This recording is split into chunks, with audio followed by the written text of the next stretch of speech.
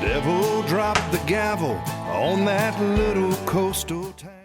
Hi there. Welcome to the Trial Watchers podcast. This is a podcast about true crime fans for true crime fans. My name is Mike Petchenik. I'm one of the co-creators of Trial Watchers. Joining me here, Melissa Gordon and her husband, Neil. They are my co-creators. Guys, great to see you. Hi, Michael. How are you? Doing great. So before we dive into this podcast, I thought we should reintroduce ourselves and start with, how did Trial Watchers come to be? Neil, Melissa, I'll let you take that one.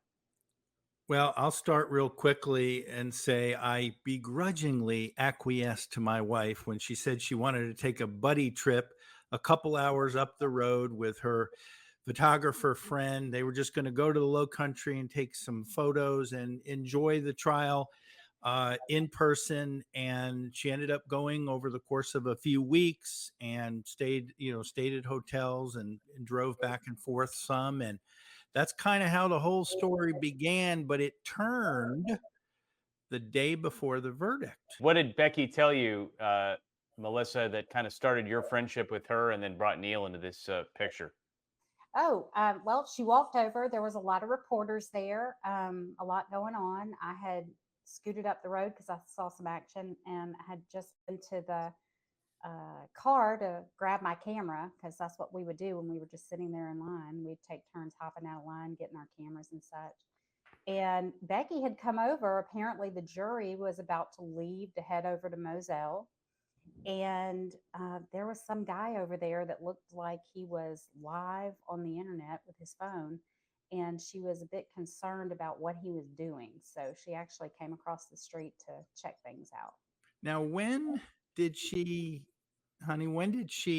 tell you first that she was thinking of writing a book? Well, I had checked in with her. Of course, I texted her the selfie, so I had her number. I had checked in with her after the trial and said that I hoped everyone had gotten some rest, and that I would love for her to come down to Augusta and have a photo shoot with me. I did some kind of typo. I don't remember what it is. But she was like, I said, "Oh, sorry for the typo." And she said, well, she answered back eventually and said, "No time for typos. As a matter of fact, I'm ready to write a book." It's paraphrased, of course. I could look it up on my phone because I have everything, have all the texts. Oh, we got the receipts. We got the receipts. Sealed up. And the rest is, as they say, is history. You guys wrote Behind the Doors of Justice, and we know that that turned into a controversy, and she admitted to plagiarism, which we'll talk about a little bit later, and then, of course, is now in the crosshairs of Alec Murdaugh's attorneys, who claim that she tried to tamper with the jury as a way to sell books and make some money. We're going to talk about that a little bit later. And I want to talk also about your trip, Melissa and Neil, to Dallas, Texas, to appear on Dr. Phil's new Primetime show. What a crazy experience that had to have been. That show just aired recently. And then the three of us just got back from Nashville recently to the CrimeCon, our first time there at the CrimeCon, and where we met many of you and got to shake your hands and sign some books for you. So we'll talk about those experiences.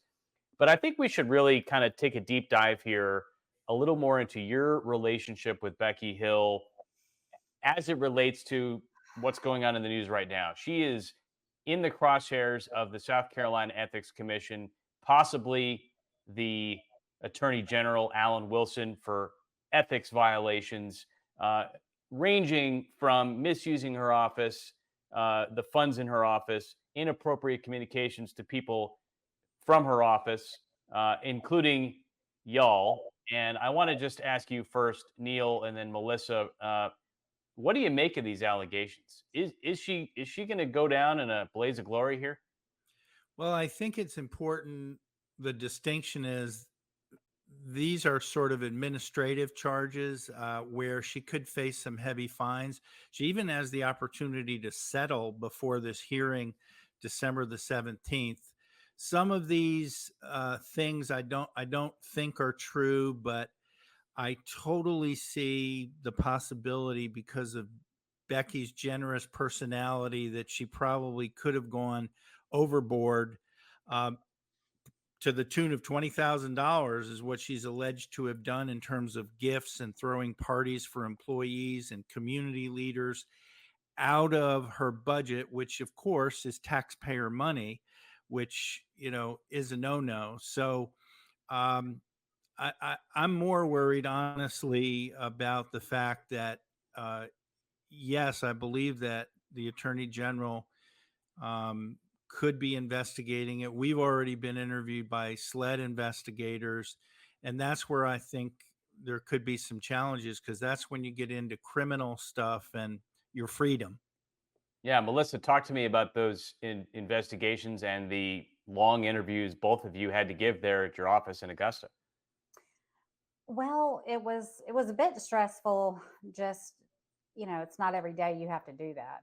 Wasn't stressful, for us as far as sharing, because of course we're pretty transparent, and it is what it is. But just stressful, because who wants to just go to work one day and talk to SLED? So SLED came, was it once or twice, Neil, they came? It was once, I think, video interview. That's right. And then once again, a different agent came to the office and we met face to face for quite a while. The ethics commission investigators were lovely people, and they both came and then stopped back by to pick up some things they needed from us, some files. And That's right. And we had to sign, actually, Mike, affidavits related to this photo that Becky had sent us of Alex Murdaugh during jury deliberations, laying in his jail cell reading a John Grisham murder novel. So we had to put in signatures on affidavits on what, if anything, was her motivation in sending it to us. I ended up posting the photo on social media and then took it down pretty quickly because there was definitely a backlash on the social media community about where the picture came from and how we got it and whether his privacy was was violated. And so what we don't know, the very latest, Mike, is we're waiting to still hear from the chief prosecutor of the Ethics Commission again about whether either of us may have to testify and answer questions about that sort of stuff with the photos and anything to do with the book, or if our affidavit is sort of enough. I mean, it's one thing to give an interview in the privacy of your office, to sign an affidavit, but it's an entirely different scenario to have to sit in the witness chair in a courtroom in front of the world. Are you prepared for that? Has that crossed your mind? Neil, you're used to public speaking. Melissa, not so much. That's got to be a little frightening. it is a bit frightening for me because I don't have much of a filter.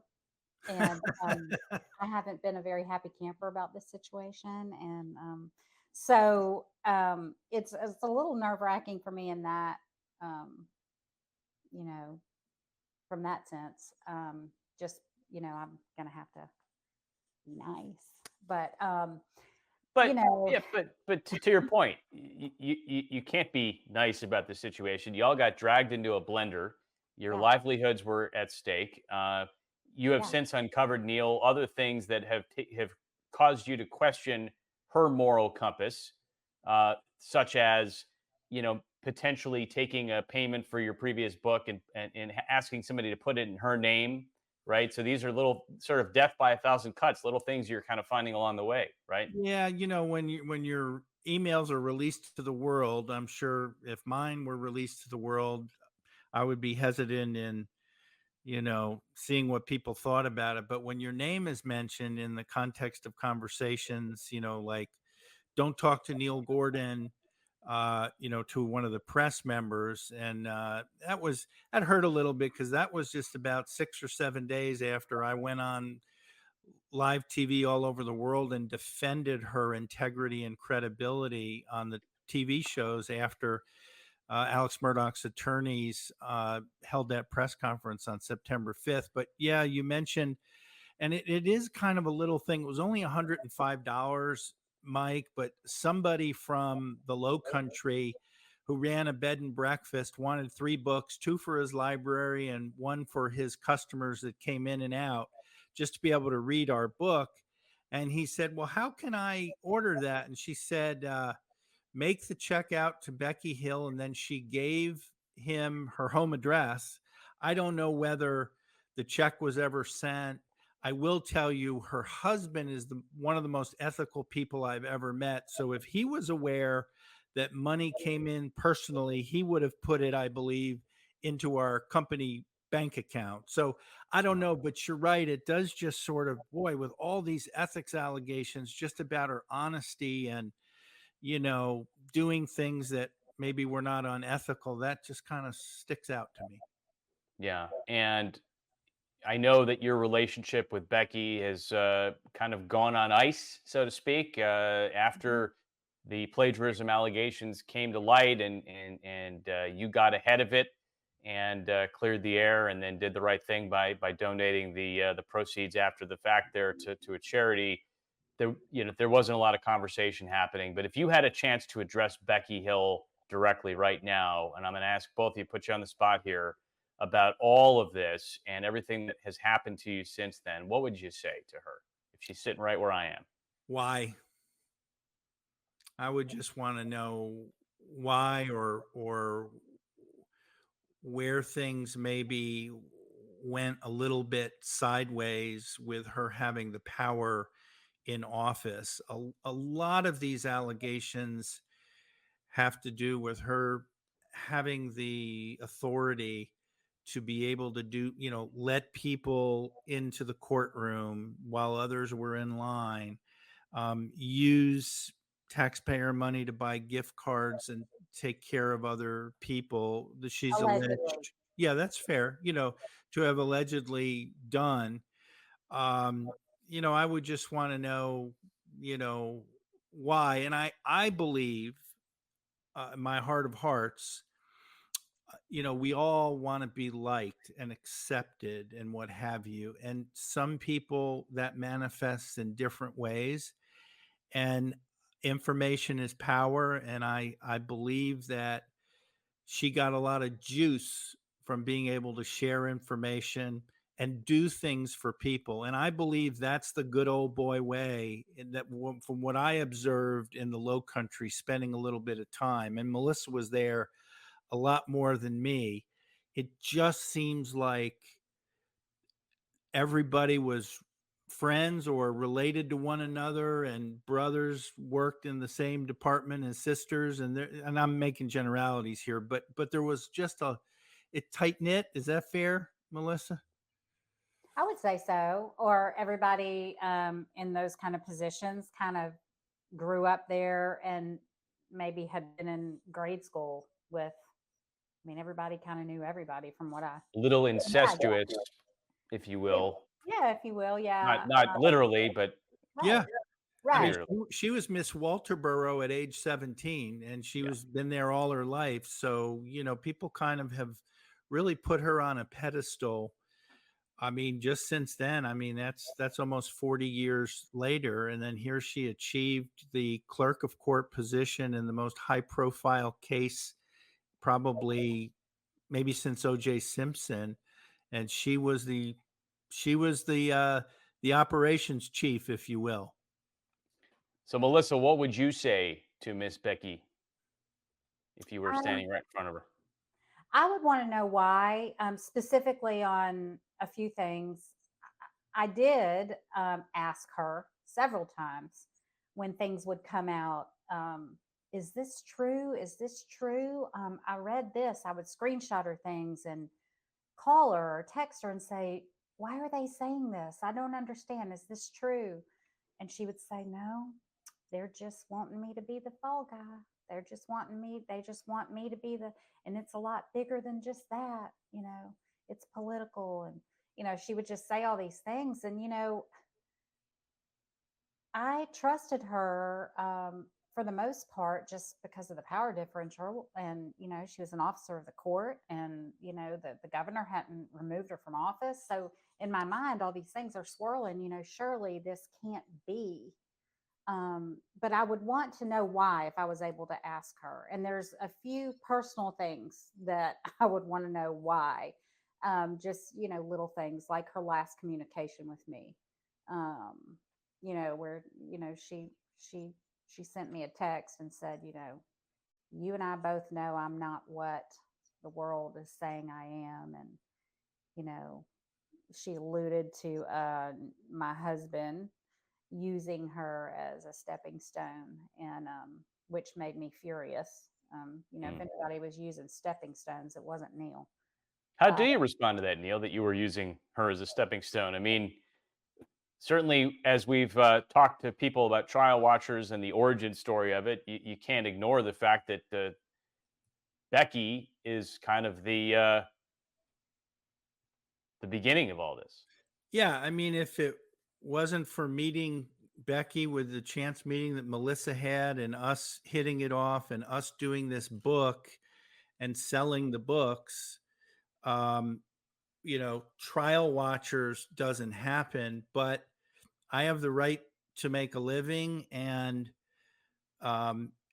basically, as you did, notice Melissa gathering photos and videos and interacting with dozens and dozens of women like her who traveled to the case to be trial watchers, that the light bulb went off for all of us, really. In fact, Mike, you and I were communicating. I found a text from March 4th, which happens to be the day after, and we were talking about maybe doing a video series, and you literally said, from what you are describing to me, this is all about the people who are true crime fans and are trial watchers. Mm-hmm. And we created that together, the three of us. And so I can't apologize for that. And also, we were damaged. I mean, we had sold, 14,000 books in 4 or 5 months. And I kind of feel like, Becky's plagiarism just detonated the whole project. Yeah. We were even thinking about doing a follow-up book, Right. until all of the controversy about the case, and then Becky with the plagiarism, the ethics complaints and allegations and everything, and her son being accused of wiretapping, and just on and on and on. Yeah, that was a nightmare. And I want to go back to the stepping stone thing. As far as responding to that, I didn't say a word back to her when she sent me that text. To this day, I have not responded to her. But if anybody, I feel like Neil said, we have a right to make a living. We also have a right to defend ourselves. And if we were stepping on stones, she placed them there. So that's all I'll say about that for now. It's a fair assessment. Let's shift gears and talk about the Alec Murdaugh case itself, because in the last month or so, his attorneys have asked the state Supreme Court to overturn the decision from Justice Toll. And for our viewers that maybe don't remember that, she essentially ruled that Becky's behavior did not rise to the level of having tampered with the jury. But they have come back and asked for the Supreme Court to review that decision. Guys, based on what you know about Becky in this case, do you think that Alec Murdaugh will get a new trial now? Could be.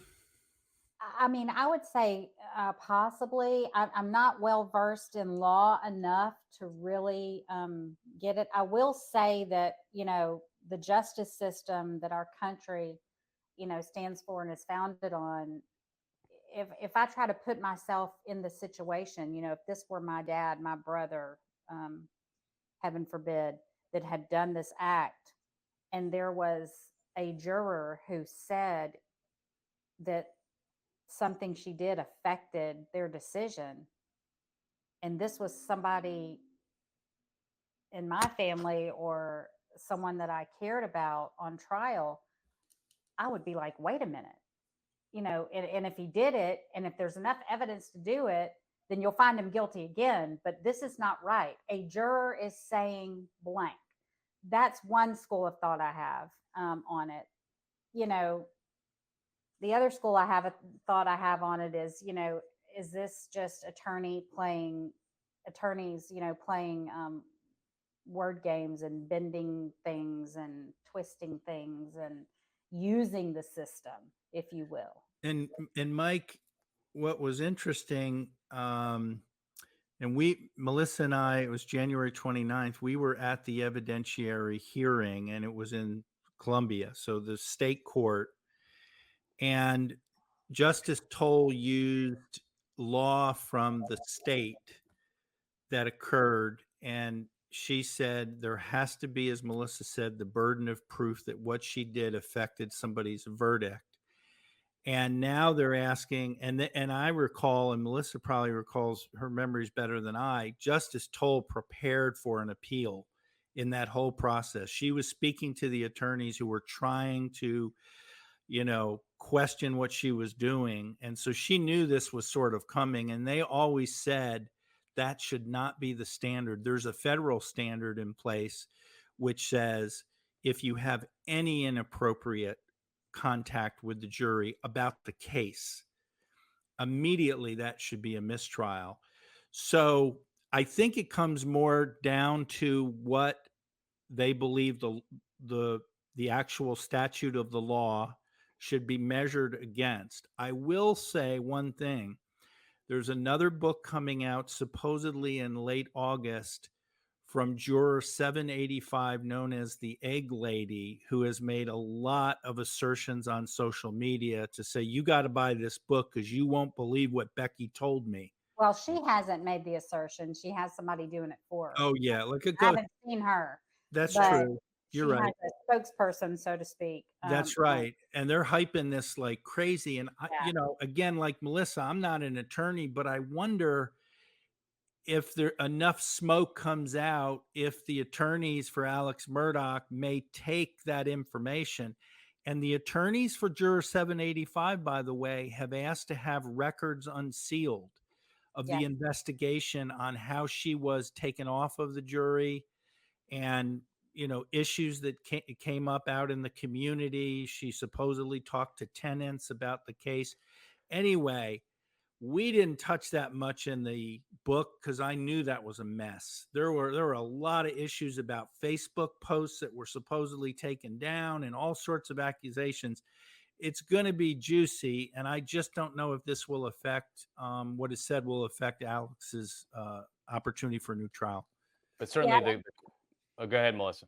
Oh, sorry. And I was just going to say, yeah, I would ask her different things here and there when people would make accusations. But one thing I didn't do, because I think I worked in the healthcare too long, but I didn't ask a whole lot of questions, because if I asked a whole lot of questions and then she answered them, then I would know. Neil, the reporter, asked a lot of questions.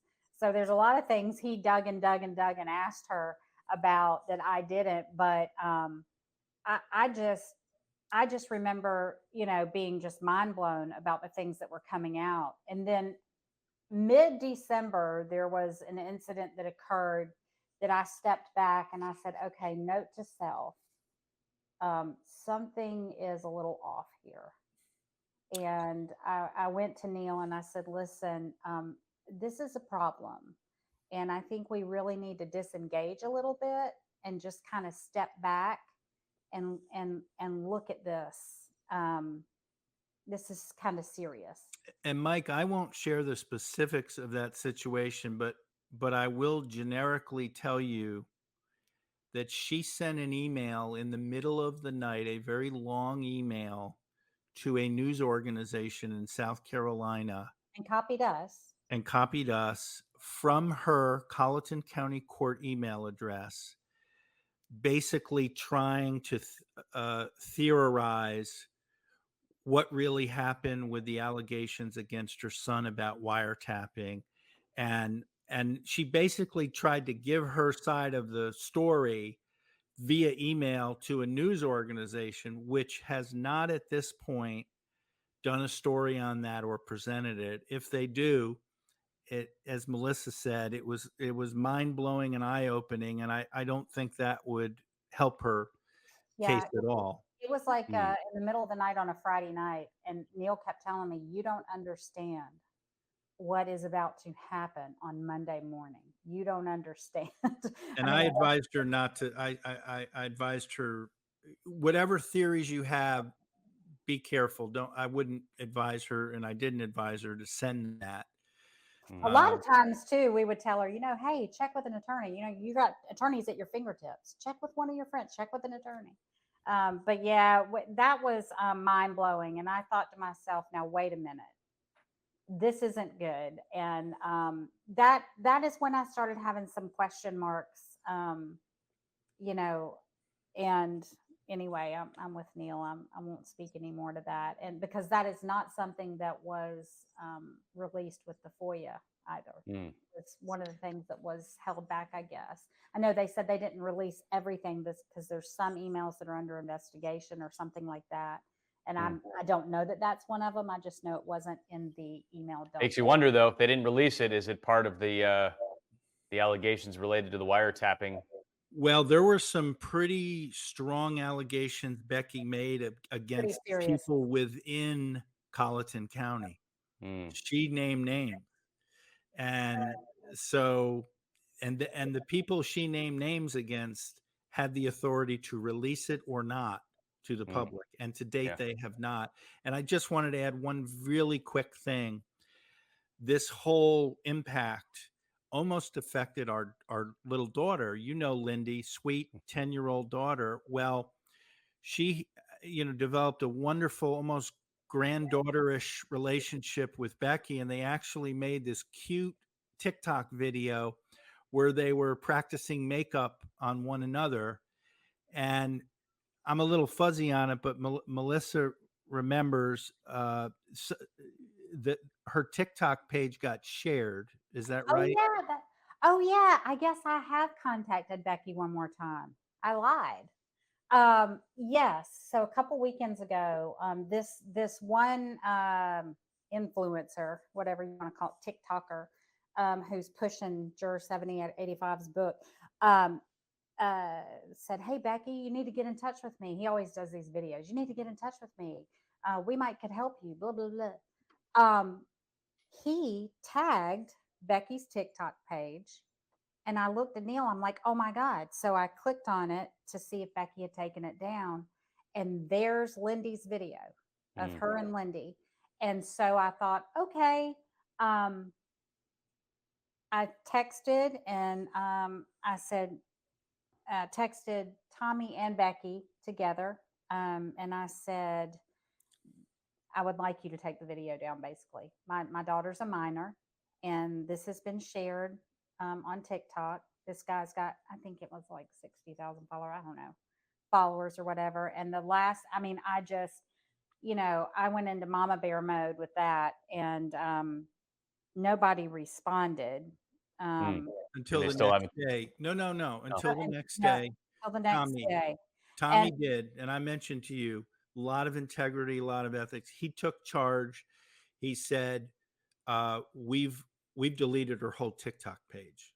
So they ended up just taking it down.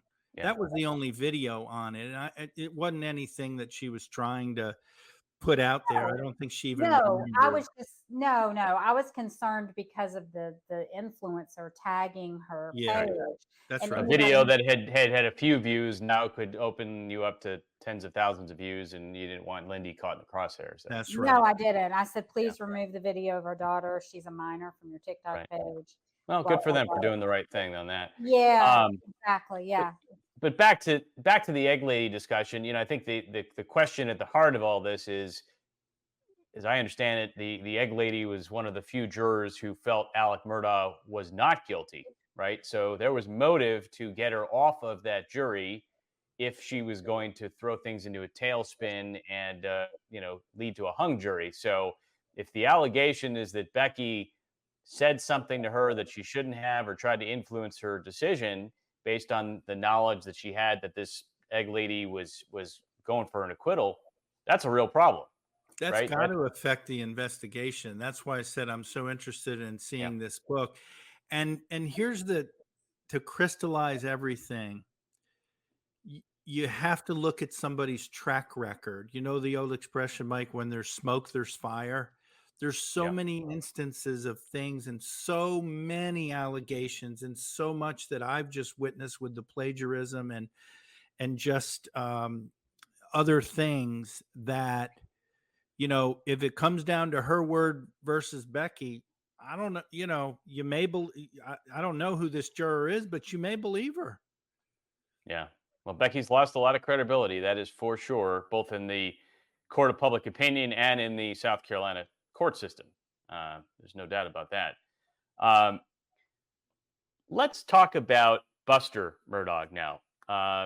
He has recently been back in the news. He filed a defamation lawsuit against Netflix and Gannett newspapers, among others, claiming that they have wrongly tied him and his family to the death of Stephen Smith.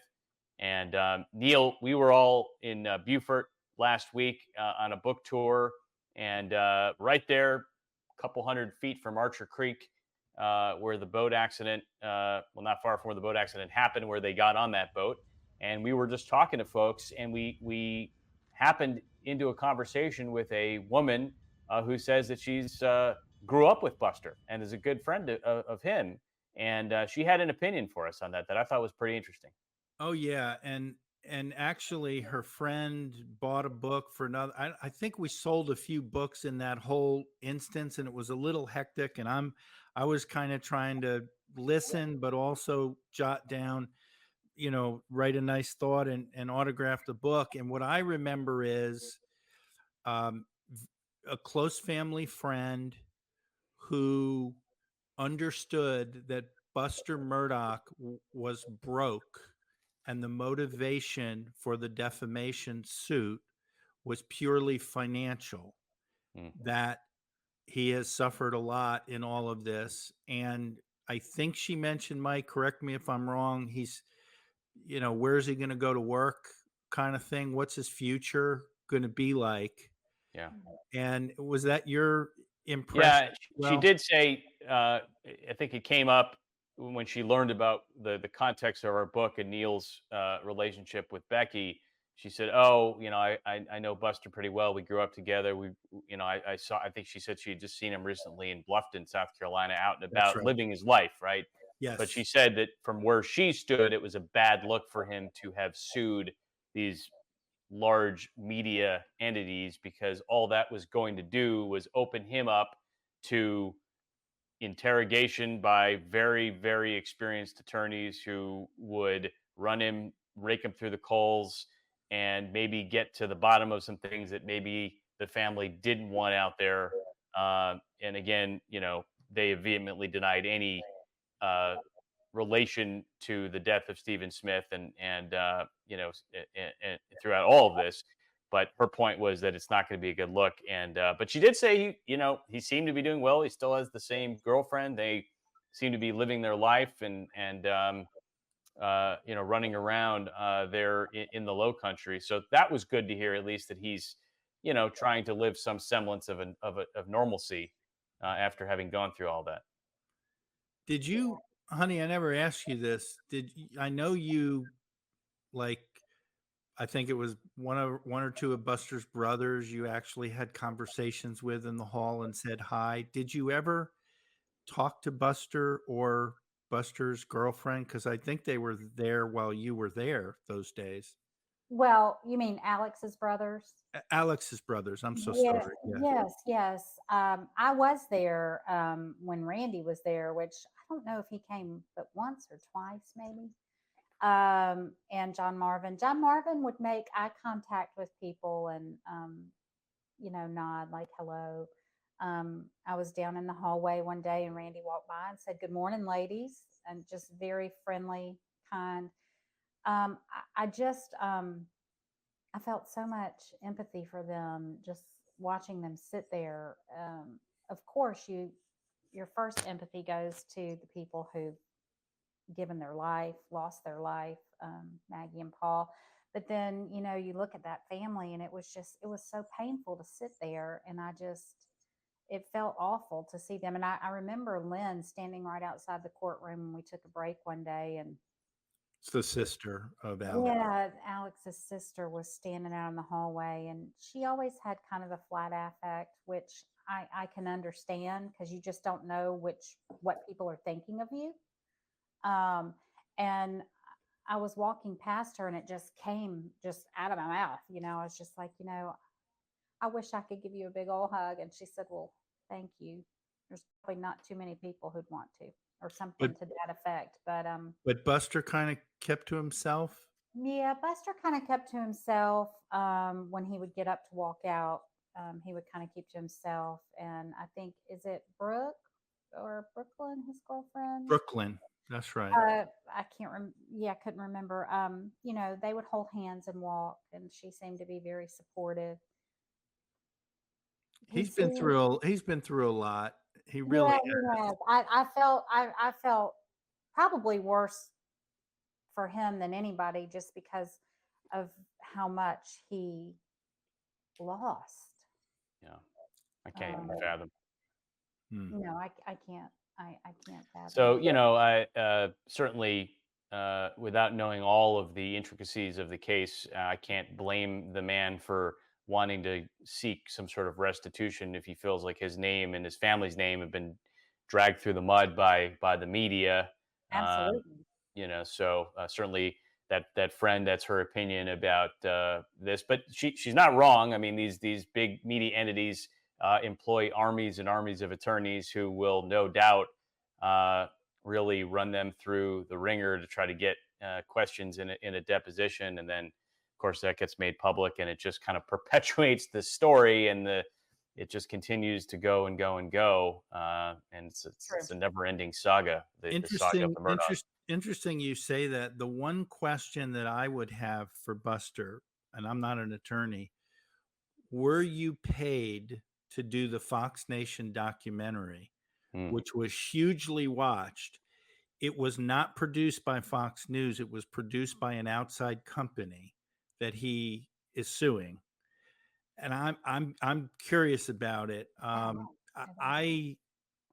I wonder if there could have been some checkbook journalism, meaning, you know, mm, people, in order to, you know, give their story, they're exclusive, and they promoted it like crazy, that, you know, money could have been paid, and that may change the whole scope of how things go. But I'd be curious about that. And then Fox Nation never used that production company again. They produced everything else in house hmm Yeah, beyond that. Interesting. things So that make you go, hmm. yeah, Hmm. So pontificating on that. that's right. That's right. Um, so you know, you guys uh, have been on this roller coaster over the last year and change, and you know, Neil specifically, you've done a lot of media interviews. Good Morning America. You've been on Vinny Politan's show several times. You've talked to other reporters throughout the region, but you got an opportunity to talk to Dr. Phil. Dr. Phil's primetime show over there on Merritt Street Media. You thought maybe they would zoom in with you and do a quick call, but nope, nope. They wanted to fly both of y'all there to Dallas back in February. The episode just aired recently. What was that like? That had to have been pretty surreal. Well, first of all, they wouldn't have got me without my bride, because it was Valentine's Day that they were filming. And they tried to talk me out of it and still have me come, whatever. I says, Valentine's Day, you know, twist Dr. Phil's arm. And so they flew us out there.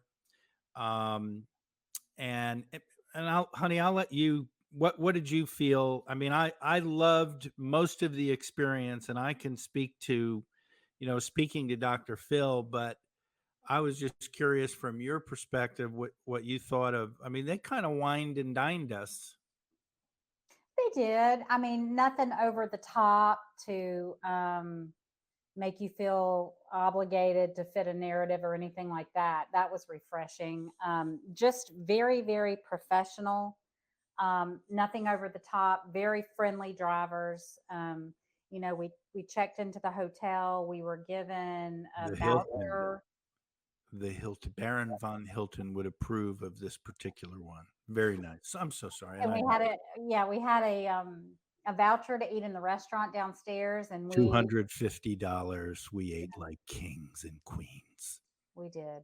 It was really good. And Champagne and caviar. Yes. yeah, yeah, we had us a nice little dinner. And then the next morning, the driver came to get us, and we got out of the escalator, walked into the lobby, and there was Sarah and Jim sitting on the couch, and I was just like, ugh. Jim Walked Griffin. right, Alex's right attorney. past them. Yeah. Right, walked right past them. As we were getting ready to drive off, I thought, well, I guess the next driver will be getting them.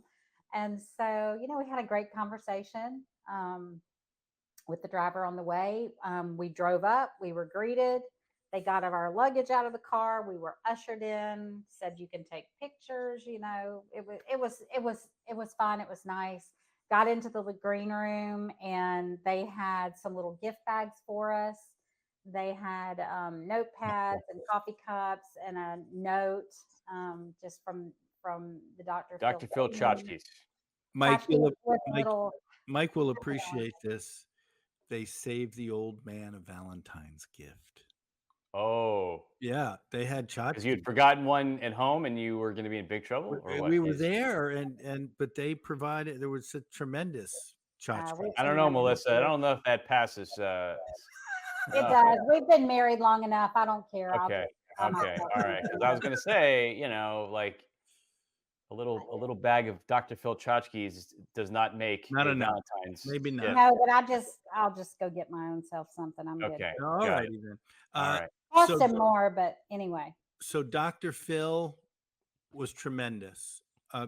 Being in that moment with him, he's the real deal. He's very genuine. He's very authentic. I never felt like he was trying to ambush me. The part that I felt a little bit uncomfortable with, they edited it out, so I give them credit. I took a little exception because I did not know Jim Griffin and Sarah Azura, who is his podcast partner, was going to be sitting 10 feet across from me, listening and participating in the conversation. I was told they were going to be in the studio audience like Melissa was in the front row. That's what I thought. So Well, Dr. Neil Phil, says his wife met because I had Becky told the outside producers courthouse that Becky during the did not trial. really So you care didn't for know Jim you got much. And we introduced put her. some of That's that in the correct. book. And she But was when he on the asked me panel. that, She was so looking I for hear Becky a didn't way like to get a Jim, book and and I'm get it sitting out right there, across and from Jim, and that she was the liked the most limelight. awkward feeling. I can't even imagine it. And I've I been in mean, the I TV have news respect for world Jim and- Griffin and, as an attorney, Yeah. regardless of how you feel about Alex Murdaugh. And he is passionate, and he believes in what he believes, and he seems like a good Southern gentleman. And I diverted. I deflected, and I said, "Well, I said I like Jim. I think he did a good job." And You can't divert Dr. Phil. But I didn't ask you that. How does Becky feel? I said, well, I don't know. You'll have to ask. Anyway, it was awkward. Yeah, I can't speak for Becky, but what I could say is you bridge back to the positive. Yeah. Media training 101. You got it. You did that, Dr. Phil. I didn't ask you what you thought about him. Yeah. That kind of thing. So that got on the cutting room floor. You can't handle the truth, Neil. Yeah, exactly. But I'll tell you, 4 different producers asked me questions, and the one thing I will take out of it, it was very cathartic because all of them were really pushing me about what Becky had allegedly done and plagiarizing the book. And after you hear that for so long, when I got back home, I think it felt like a turning point for me.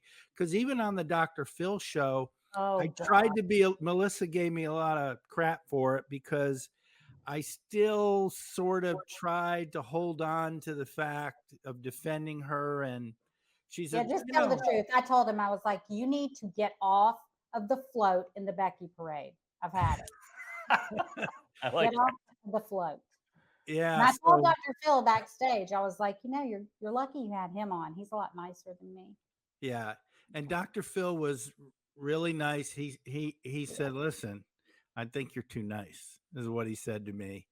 And then a little misstep. I hope we can work it out. But Cato Kalin was on, and also Jim Griffin, and we mentioned, and they posted up their podcast information to kind of tease the Hmm. viewers to learn more. And Dr. Phil thought that they could put our trial watchers information at the end of the program. Thank you. Very well modeled, by the way. But Dr. Phil, the day before, was in Mar-a-Lago interviewing Donald Trump about Yeah. his presidential candidacy, and all the That whole edit crew got was there. bumped. Huh? That edit got bumped. Yeah, the edit got bumped, so it never made it. It's Never made it okay. on there. But all in all, Mike, it was a good experience. It really Yeah. was. Yeah. So no love for the trial watchers on the Dr. Phil show, but you got a chance to at least clear the air and speak your mind about the Becky situation. And did you get any feedback from people? Did folks say they saw it and appreciated your candor? Yeah, I think it was mostly positive. um, that people just thought it was just a well produced kind of a program. And because we've spoken about this, it's such a new network, Merit Street Media, that they're on a variety of satellite dish providers and cable systems, but it's not like Dr. Phil used to be 4 o'clock on every affiliate around the country, where you Yeah. knew there were 10 million people around the country. What? I have no idea.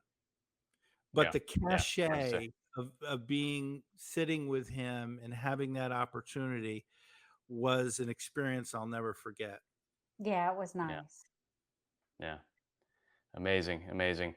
So we got about 10 minutes left here, guys. Let's talk about our experience at CrimeCon. We had a chance to Oh go to yeah. Nashville and meet a lot of really great people, including some of the people who are checking out our podcast here. Great folks.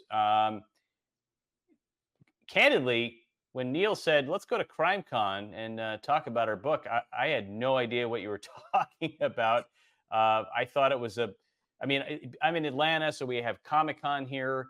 And so I knew it had to have been a conference related to the topic of crime, but I just kind of wrongly assumed that it was people that with like prurient interests just coming to talk about gory murders and serial killers and stuff. And I couldn't have been more wrong. Couldn't have been more wrong. So I'd love to get your thoughts, and I'm happy to share mine as well about just the whole weekend experience up there at the Gaylord Opryland Conference Center in Nashville, Tennessee. Nash Vegas. Nash Yeah, Vegas, baby. Las Vegas. I just thought it was a wonderful experience. I got to actually one-on-one talk with people about Behind the Doors of Justice. We were able to sell shy of 100 books, but we were able to develop relationships with probably a few hundred people, because we have people who've signed up to get our podcast and all of that. So that was really wonderful. The one thing I think I was struck by was the pain on people's faces who are still searching for missing family members, some of which were going around and passing out flyers. Um, Hmm. this lady's brother's been missing for 23 years, and she's just trying to find out what happened. Not that he's alive, but find out, where he died and what happened. And it just was like, oh, this isn't like a Swiftie going to a concert because it's kind of cool. This is really a community, a tight knit community, and they try to solve the puzzle together. They share pain together. They give their opinions on what they think is going on in different cases. And I would recommend anyone watching who's a true crime fan. The next one is in Denver at the Gaylord, which is a wonderful hotel, and I'd recommend it to anyone who's interested in true crime. Mhm. Yeah. Melissa, what did you take away from that experience? The same thing, just the tight knit community of people who want justice for victims and, just everybody who rallies around. It was just, it was a warm atmosphere, totally opposite than what I thought. I thought it would be a bunch of people, like you said, who just, like crime and, like murder shows and all these things. But I just, it was really, the talks, the the advocacy for victims was Hmm. beautiful, um, just on a human level. Um, they had the victim wall. Um, Mm. Having all the media there that covers these things was just, it was all just interesting. Some of the people we got to interview actually, Yeah. um, was interesting to meet those people, and, just a just a big it's just a great group of people. I can't say enough Yeah. about the closeness. It felt like everybody was like a I, family. I was struck by the panel of speakers, right? It wasn't just court TV celebrities, anchors or law and crime or what have you. It was forensic pathologists. It was behavior, the behavior panel, those guys that, Yeah, look at a person's mannerisms, and we had a chance to talk to them, and they were fantastic. right. It was attorneys who've represented serial killers and in big Yeah, cases. It was Nancy Grace, of course, the queen of true crime, was there. It was John Ramsey, who is, as you know, pushing for justice for Jean Benet all these years later. It was Mark Garagos sitting on stage taking a phone call from one of the Menendez brothers live in front of an Mm. audience of several thousand people. That was pretty crazy. surreal. I That never was crazy. I never asked you this. What was the reaction? How many people were in that auditorium with you, and what was the reaction? So, I knew it was coming. I knew something was coming because I had interviewed Mark Garagos earlier in the day, and there was a little bit of a teaser that there was going to be some big breaking story. And we all thought it was going to be related to Scott Peterson because, Hmm. as you know, he's was his attorney, and Scott Peterson's pushing for a new trial as well. And he was very coy with me in the interview. I tried to pin him down. I said, "Look, this isn't going to air until after you give your speech, and tell me what's happening." And he kind of he sort of let us in to know that it was related to the Menendez brothers, so we knew that was coming. And he kept checking his phone during he was doing a one-on-one with Laura Engel from News Nation, and he got a couple of other. It was funny. He got a couple of other phone calls from random people, not one of the Menendez brothers. I think it was Eric who called him, but it was like a family friend or something. I can't take this call, sorry. And then he answers his phone, and there was a hush over. I mean, this was a full auditorium. I want to say there were probably 3,000 people in there, is my guess. Whoa. Yeah, it was probably about Whoa. half of the CrimeCon population that was there. It was huge. I had no Um, idea. yeah, they were on a big stage, and he answers the phone, and you hear the recording. This an inmate from such and such correctional facility is on the phone, and then he just struck up a conversation with him, and here and so the point of the conversation was that he is preparing to get his college degree. He went back to school while he's been in prison all these years to get his college degree, and he's working on a prison reform initiative that essentially will beautify prisons, with the thought being that when you're in a prison and it's just this stark concrete jungle, your mindset is such that there's nothing to redeem. You're just kind of there, and there's nothing left for you to live. Versus what they're doing is putting green spaces and park kind of atmospheres into the prison spaces with this nonprofit. And the idea is that you'll be rejuvenated and you'll want to do something with your life. And even if you're locked up for the rest of your life, you can go back and get college degree. You can maybe try to be an active member of society, even if you're behind bars. So that was kind of the crux of what he was talking about. But then, of course, they're also trying to ask for a new trial, and he talked about the fact that even his aunt has gone to bat and said, "Look, these brothers have paid their dues. They paid their penance. What they did was certainly awful, but there's questions about whether they had motivation to do it, and should they deserve to be let out of prison." And so that was the crux of it. But it was pretty surreal. It made some headlines. I was a little surprised it didn't get more headlines than it did. I think the reporters who were there reported on it, but beyond that, I don't think it got a lot of traction. I don't think the CrimeCon people really put out a press release on it. Maybe they should have. I tweeted about it, and it got retweeted a couple times, but I didn't see it. I didn't see it reported upon widely there. That was pretty wild. The two of you stepped into the middle of a news story at CrimeCon. I was talking to folks at the booth and signing autographs, and I heard this audible "Whoa, yay!" And I thought, well, Vinnie Politan must be there, and people are shaking his hand, and he's high-fiving them. But you all got to witness something live going on in front of true crime fans. That was fascinating to me.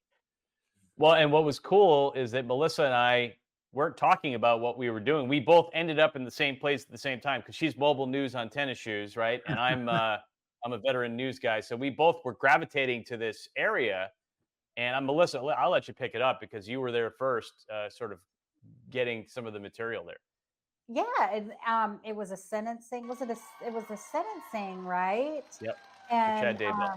Yeah, Chad Daybell. And so there were people just around the court TV booth, and they were just waiting for this sentencing. They were just waiting, like we've said, wanting to see justice done. And I look across the way, and Mike's over there doing this with his phone, and I'm doing this with mine, and I pan over to Mike. And it was just so funny because we were like, there we were getting our content, but, seeing that live. And I believe even hearing opinions and such of some of the people who run court TV, who work for court TV, and just hearing all the banter, it was just, it was definitely a moment in time. That was, it was like watching the OJ verdict again. It was. It felt like that. People were huddled around. It was mostly women, but of course, CrimeCon was mostly women too, and we know that true crime fans are mostly women. So they were sort of hugging each other, and sort of very. It was very sisterly, if you will. And when the judge came back and said that Chad Daybell was getting a death penalty, there was this audible, sort of cathartic scream of joy. And I talked to a couple of the women who were there, and they were at the trial the week before and came to Nashville for CrimeCon, and they both traveled from various places to witness it. And so they told me they felt kind of a kinship with the family of the two kids who were murdered, and Lori Vallow's children. And so for them, it was almost personal to see Chad Daybell get the death penalty. And they both and they were conflicted about the death penalty in general. One of them was for sure. She didn't know if she believed in it, but she's like, this is a situation where this guy deserves it. And there was a lot of that kind of discussion happening. So that was pretty wild to see, like, breaking news right in the middle of a crime convention. And there was a reporter there, a guy named Nate Eaton, who many of you have, I'm certain, have heard of. He was there covering the trial and came to CrimeCon to speak and to be a presenter, and poor guy was like out of his beat, out of his territory when all this happened. So I think he probably felt like a fish out of water. I know I would have if I were covering a case that big and I had to go somewhere else. So just a wild experience. Met a lot of great people there, and to your point, it was very much a community. It was very much people leaning on each other and learning about each other's backstories. And we're looking forward to going in September to Denver. We had a great time in Nashville, and certainly we've had a great time with you on our inaugural episode of the Trial Watchers podcast. This is a show about true crime fans for true crime fans. I am Mike Petchenik. I've been joined by my co-creators, Neil Gordon and his lovely wife, Melissa. And we invite you to join us again on our next episode and keep it here at trialwatchers.com for some really exciting things on the horizon. Until next time, we'll see you soon. Hey, thanks for listening to the podcast. If you want more great Trial Watchers content, including exclusive videos you won't find anywhere else, head over to Patreon and look up the Trial Watchers Crew. Thanks. The devil dropped the gavel on that little coastal town.